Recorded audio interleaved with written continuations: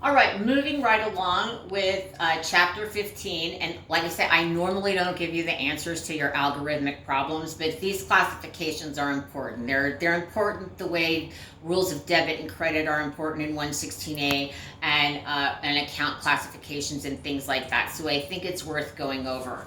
So exercise 15-2 says indicate whether the following costs of Procter & Gamble, a maker of consumer products, would be classified as direct materials, direct labor, or factory overhead. So, and I'm not going to write these all out completely. These are actual homework problems. You can just pull up your homework and complete these as I go through the items. If one of your problems is a algorithmic problem, you'll be able to go under chapter 15 on Cengage and find the ungraded assignment for the videos. All right, so 15-2, the first cost they have is depreciation on assembly line equipment. So depreciation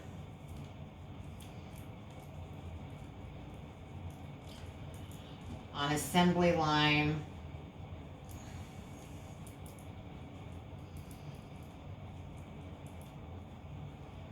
equipment.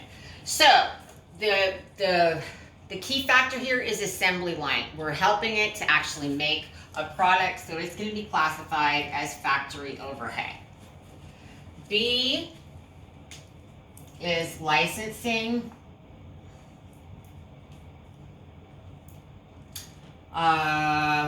Payments to Disney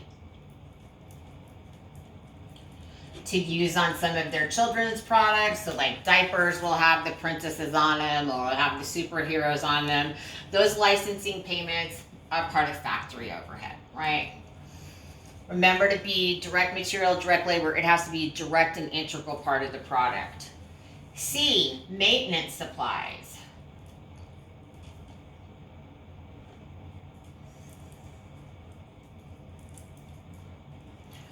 Really important to keep all of our machines running and our factory clean, but not part of direct labor or direct materials. D is packaging materials.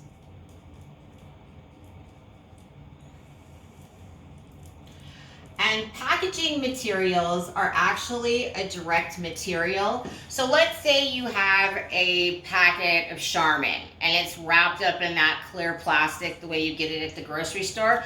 Those packaging materials are considered part of direct materials. If it comes in a big cardboard box to the grocery store, that cardboard box is not considered a product cost. So we've got our packaging materials. We've got the paper used in bath tissue.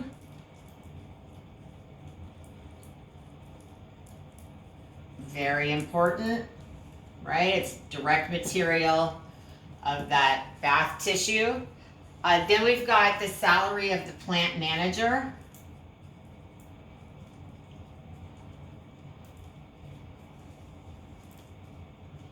Right? This plant manager doesn't work directly on the product, but he's an integral part of the process, or she is, so they would be classified as factory overhead. For G, we've got resins used in body products. I don't even know what that means. But since it's used in the body products, it's a direct material. For H, salary of process engineers.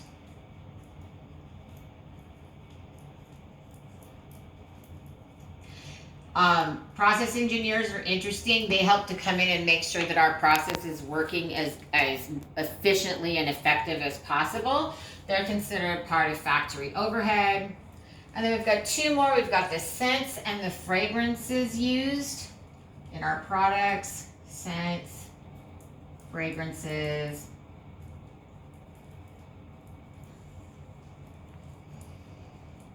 Obviously, that's going to be a direct material because it's right on there. And then J, wages of production line employees.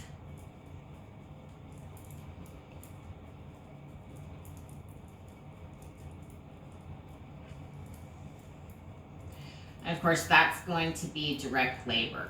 So when you have to do your manufacturing discussion assignment, you're going to have to classify out and find the direct material and the direct labor to report on that to me. And then that's how you do exercise 15-2.